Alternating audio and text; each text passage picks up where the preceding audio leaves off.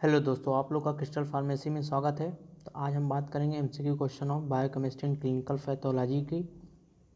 आपको 25 important question में यहाँ पे आप लोग को कराऊंगा, जो कि एग्जाम पॉइंट ऑफ व्यू से बहुत ज़्यादा ही इम्पोर्टेंट है आपके एग्ज़ाम में। ठीक, तो हम यहाँ देखेंगे कितने क्वेश्चन हैं यहाँ पे और उनके कॉन्सेप्ट भी क्लियर करते जाऊँगा मैं आप लोग को। आप लोग को कुछ दिन से वीडियो नहीं मिल पा रहा था, इसके लिए सॉरी। कुछ मेरे घर पे कुछ इमरजेंसी आ गई थी, जिसके वजह से उस इमरजेंसी में मैं कोई काम नहीं कर पाया था। आज आपको पूरे वीडियो मिल जाएंगे, मैं कंप्लीट कर दूंगा। बाकी जितने भी जो फर्स्ट ईयर हैं, अब एग्ज़ाम देने के बाद वो सेकेंड ईयर में जाएंगे, तो उनकी भी क्लासेस इस प्लेटफॉर्म पे चलेगा। और जो नए एडमिशन जो बच्चे करा रहे हैं, जो फर्स्ट ईयर में आएंगे डी फार्मा में, उनके भी क्लासेस रेगुलर चलेंगे इस चैनल पे। ठीक है, तो आपको मैं टेक्निक भी बताऊंगा कैसे क्वेश्चंस को एग्जाम में सॉल्व करने हैं, कि जिससे आपके अच्छे मार्क्स एग्ज़ाम में आप ला सकते हो।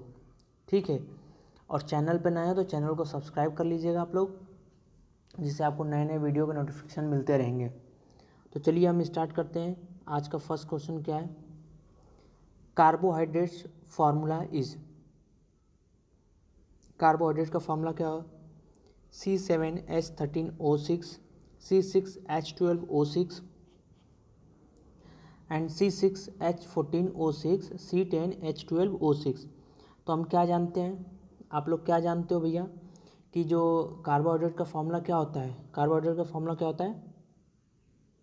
कार्बोहाइड्रेट का फॉर्मूला क्या होता है? C6, लिख देता हूँ मैं, C6H12O6 होता है। ठीक है, क्या होता है? कार्बोहाइड्रेट का फॉर्मूला C6H12O6 होता है। ठीक, अब क्या monosaccharides are monosaccharide carbohydrates are क्या है? जो मोनोसेक्राइड होता है, मोनो का मतलब क्या होता है? सिंगल होता है। ठीक है, तो ग्लूकोज है, फर्स्ट ऑप्शन क्या दिया? Glucose. Second all, mannose, galactose. तो हम क्या जानते हैं, जो मोनोसेक्राइड्स होते हैं जिसमें ग्लूकोज, लैक्टोज, मैनोज और ग्लेक्टोज भी आते हैं आपके। ठीक है, आपके कितने इसमें आते हैं? तीनों आते हैं, ग्लूकोज, मैनोज, ग्लेक्टोज। तो ऑप्शन क्या है इसके? ऑल। मैंने आप लोग को इस तरह दे दिया कि आपको क्या है, नोट्स भी बन सकता है। मान लीजिए आपको कहीं दो डाइसेक्राइड मॉलिक्यूल दे दिया हो, 2 या 3 डाइसेक्राइड मॉलिक्यूल दे दिया, उसमें एक मोनोसेक्राइड मॉलिक्यूल दे दिया, चाहे ग्लूकोज दे दिया, चाहे मैनोज या ग्लेक्टोज। आपको ये नहीं पता रहेगा तो आप क्या, उसमें से कोई भी डाइसेक्राइड कंपाउंड लगा देंगे, जिसके आपके आंसर क्या हो जाएंगे? गलत हो जाएंगे। ठीक, तो ये सब पॉइंट को ध्यान देने हैं आपको एग्जाम में।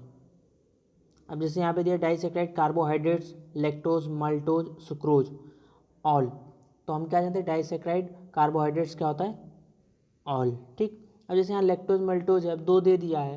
ठीक है, जैसे मैं बता देता हूँ आपको, 2 दे दिया यहाँ पे, जैसे लैक्टोज दिया, मेल्टोज दिया है, हाँ, और सुक्रोज के जगह ग्लूकोज डाल दिया, तो उसमें से बोल देगा कि आप बताइए इसमें से कौन सा मोनोसेक्राइड कंपाउंड है, मोनोसेक्राइड कार्बोहाइड्रेट कौन सा है।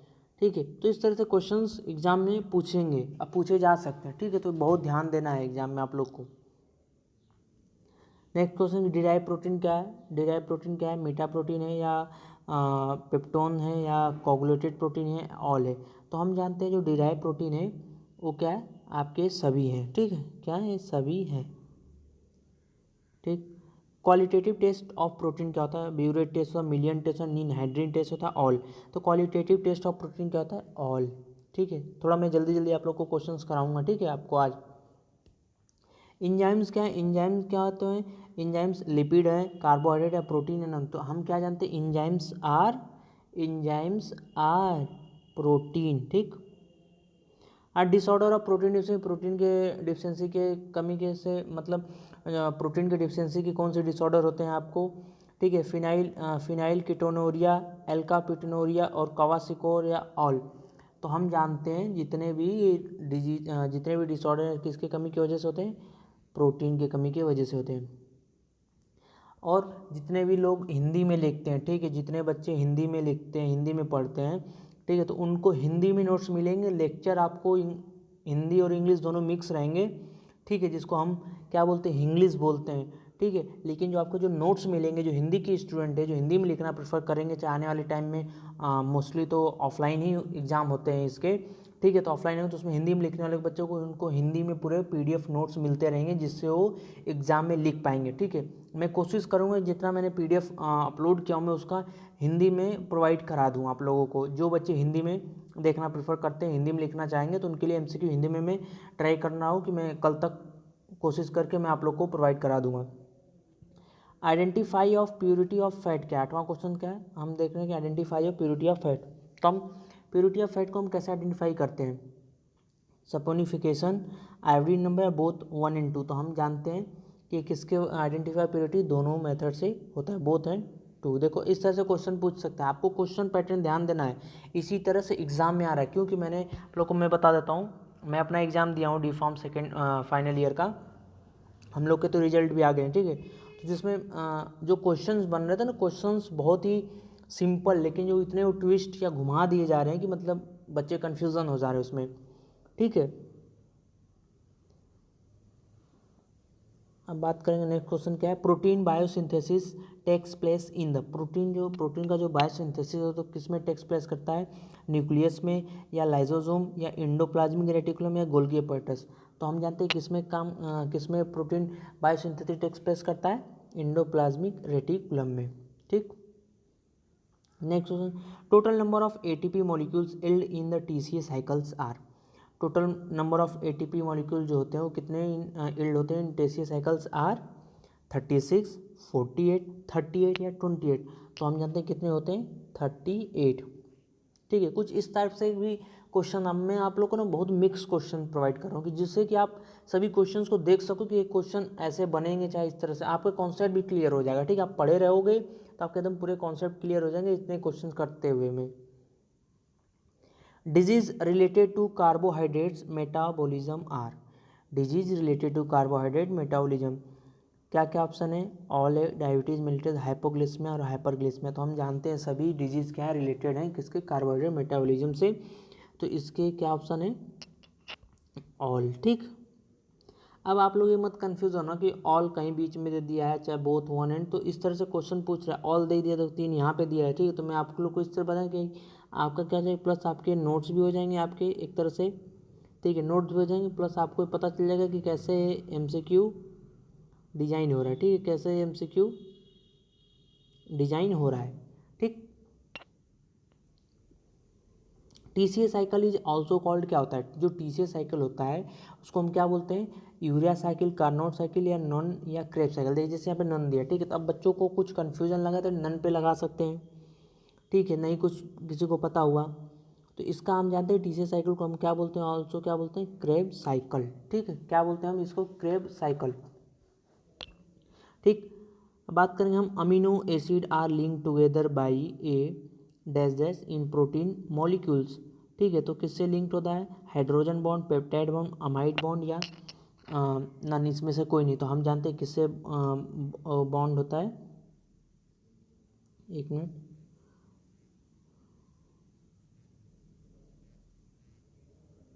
ये किससे बॉन्ड होता है?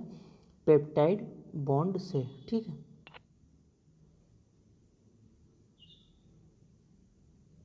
One example of an essential amino acid. Essential amino acid का एग्जाम्पल क्या है? Alanine, cysteine, arginine, isoleucine. ठीक है, तो हम जानते हैं इसका जो एग्जाम्पल होता है वन, इसमें से पूछा, देखो यहाँ पे वन पूछा, इसी तरह से किसी भी क्वेश्चन में ऐसे वन एग्जाम्पल, डाइसेक्टाइड, मोनोसेक्टाइड, मोस्टली ऐसे बन सकते हैं। ठीक है, तो इसका क्या है? अर्जिनाइन। ठीक, sucrose on hydrolysis form. Sucrose hydrolysis क्या फॉर्म करता है? ग्लूकोज ग्लैक्टोज फॉर्म करता है, ग्लूकोज सुक्रोज या ग्लूकोज फ्रुक्टोज। तो हम क्या जानते हैं? हम जानते हैं कि क्या फाइंड करता है? Glucose and fructose. Sakaguchi test is specified to. Sakaguchi किस लिए होता है? Glycine, arginine, tyrosine, tryptophan. ठीक है, तो इसमें स्पेसिफाइड के लिए अर्जिनाइन के लिए। ठीक है, आपके जितने टेस्ट हैं ना क्वालिटेटिव, जैसे प्रोटीन के, कार्बोहाइड्रेट के हो गए आपके। ठीक है, ये जो मेन जब आप लोग के जब रिटेन एग्जाम होते थे, ठीक है, तो उसमें सब्जेक्टिव में आपके पूछता था क्वेश्चन। ठीक है, वो आते ही थे, क्वालिटेटिव टेस्ट प्रोटीन के, कार्बोहाइड्रेट के आते ही थे, इतने मतलब इंपॉर्टेंट थे उसमें। आपके 8 नंबर 4 नंबर मिल जाते थे आपको लिखने के लिए। ठीक है, अब who is the source of carbon atoms in, sorry who is the source of, नहीं मतलब हु इज़ द नहीं मतलब कौन है, व्हाट यहाँ पे होगा, ठीक है, यहाँ पे व्हाट होगा जो कि मिसप्रिंट हो गया मतलब टाइप होने में। What is the source of carbon in atoms in, मैं आप लोग को बता देता हूँ यहाँ पे क्वेश्चन है क्या है, एक मिनट, इसके जो क्वेश्चन है यहाँ पे व्हाट है, ठीक है, आपको मैं बता रहा हूँ यहाँ पे क्या है, मैं लास्ट में कर दूंगा सही इसको। What is the source of carbon atoms in cholesterol, ठीक है, क्या है, कोलेस्ट्रॉल एटम्स इन कोलेस्ट्रॉल में, देखो इन कोलेस्ट्रॉल में, ठीक। तो what is the source of carbon atoms in cholesterol, तो हम क्या जानते हैं, लेनोस्ट्रॉल, एसिटाइल कोएंजाइम या स्क्वेलिन या मेवलोनिक एसिड, तो हम जानते हैं क्या होता है आपका, the source of carbon atoms in cholesterol is acetyl CoA, ठीक है, ठीक। अब the end product of glycolysis in aerobics condition is, क्या होता है भैया, एंड प्रोडक्ट क्या है, कि पायरूवेट है, मेलेट है या सक्सिनेट है, नन ऑफ द अबव, तो हम जानते क्या है, ए पायरूवेट है, end product of glycolysis in aerobic condition pyruvate. Barfoed reagent is a solution of copper sulfate, copper acetate in acetic acid, cupric tartrate, ठीक है, या क्यूप्रिक या नन, तो हम जानते हैं किसका, ये इसका क्या ऑप्शन होगा भैया, बारफॉइड reagent solution of copper acetate and in acetic acid, ठीक है। तो आपको पता भी होना चाहिए कि बारफॉइड reagent जो है ये डिटेक्ट करता है किस लिए, मोनोसेक्राइड इन कार्बोहाइड्रेट के लिए सॉल्यूशन होता है डिटेक्ट करने के लिए, ठीक है। अब जैसे risk factor for atherosclerosis is related to, अब रिस्क फैक्टर यहाँ पे क्वेश्चन है कि एथेरोस्क्लेरोसिस रिलेटेड किससे होता है, रिलेटेड टू भैया chylomicron, VLDL, HDL, VLDL and LDL, ठीक है। तो हम जानते हैं किससे रिस्क फैक्टर होता है भैया, वीएलडीएल एंड एलडीएल से। तो आपको पता भी होना चाहिए कि एलडीएल क्या है, एलडीएल क्या है आपको पता होगा, एलडीएल इज क्या होता है, बैड कोलेस्ट्रॉल, ठीक, क्या होता है, एलडीएल इज बैड कोलेस्ट्रॉल होता है, ठीक। और ये क्या हो जाता है, जब ये एक्सेस कोलेस्ट्रॉल क्या होता है, जो ब्लड वेसल पे डिपॉजिट हो जाए तो उसी को हम एलडीएल बोलते हैं, ठीक है, एलडीएल तभी मतलब एक्सेस कोलेस्ट्रॉल जो होते हैं हमारे वो ब्लड वेसल पे डिपॉजिट हो जाते हैं सब, ठीक है। तो जब एथेरोस्क्लेरोसिस ये रीजन होता होने का। म्यूटा रोटेशन इज, ठीक है, म्यूटा रोटेशन क्या होता है भैया, चेंज इन ऑप्टिकल रोटेशन या चेंज इन साइक्लिक स्ट्रक्चर या चेंज इन स्ट्रक्चर या नन ऑफ द एबव, तो हम जानते हैं जो म्यूटा रोटेशन जो होता है वो चेंज इन ऑप्टिकल रोटेशन, ठीक। Polycythemia occurs in all of the following, polycythemia वे किस में अकर्स होता है, हाइपोक्सिक लंग डिजीज, रीनल में पॉलीस्थीमिया, रुब्रावेरा या लीवर डिजीजेज, तो हम जानते हैं भैया किस में होता है, ये होता है आपका लीवर डिजीज में, ठीक। प्लाज्मा प्रोटीन्स एक्ट क्या करता है, बफर या इम्यूनोग्लोबिन या रिजर्व प्रोटीन या ऑल, तो हम जानते हैं जो प्लाज्मा प्रोटीन एक्ट करता है ऑल, ये सभी में, ठीक। नेक्स्ट क्वेश्चन क्या 24 की the process of break down of glycogen to blood glucose is, the process of break down of glycogen, ठीक है, यहाँ पूछा कि the process of break down glycogen to blood glucose is क्या होता है, ग्लूकोनियोजिनेसिस या ग्लाइकोजिनेसिस या थर्मोजिनेसिस या ग्लाइकोजिनोलाइसिस, तो हम जानते हैं क्या इसका प्रोसेस होता है भैया, जो ग्लाइकोजन जो ब्लड जब प्रोसेस होता है जो ब्रेक डाउन ऑफ ग्लाइकोजन का to blood glucose is glycogenolysis, ठीक। Next two main components of starch are, two main components of starch are क्या होता है भैया, glucose and fructose, amylose, amylopectin या ग्लाइको एंड सेलुलोज या नन, तो हम जानते हैं जो इसके मेन कंपोनेंट ऑफ स्टार्च होते हैं वो क्या होते हैं आपके, एमाइलोज एंड एमाइलोपेक्टिन। ठीक है, तो ये आपके 25 MCQ पूरे हुए आपके। आपको कहीं कुछ कन्फ्यूज़न लगता आप कमेंट बॉक्स में कमेंट करिएगा। किसी भी क्वेश्चन में आपको कन्फ्यूज़न लगता तो मैं आपको रिप्लाई दूंगा। हाँ, जो भी क्वेश्चंस रहेंगे आपके रिलेटेड वो मैं रिप्लाई दूंगा आपको, सही आंसर उसका। कोई भी आपको कन्फ्यूजन लगता है तो, और आप ये चेक कर लेना कि आपने कितने 25 में से आपके कितने क्वेश्चन सही हुए हैं। ठीक है, आपके जितने क्वेश्चन हैं आप कमेंट में हमें भेजना कि आपके 25 में से इतने क्वेश्चन सही हुए हैं।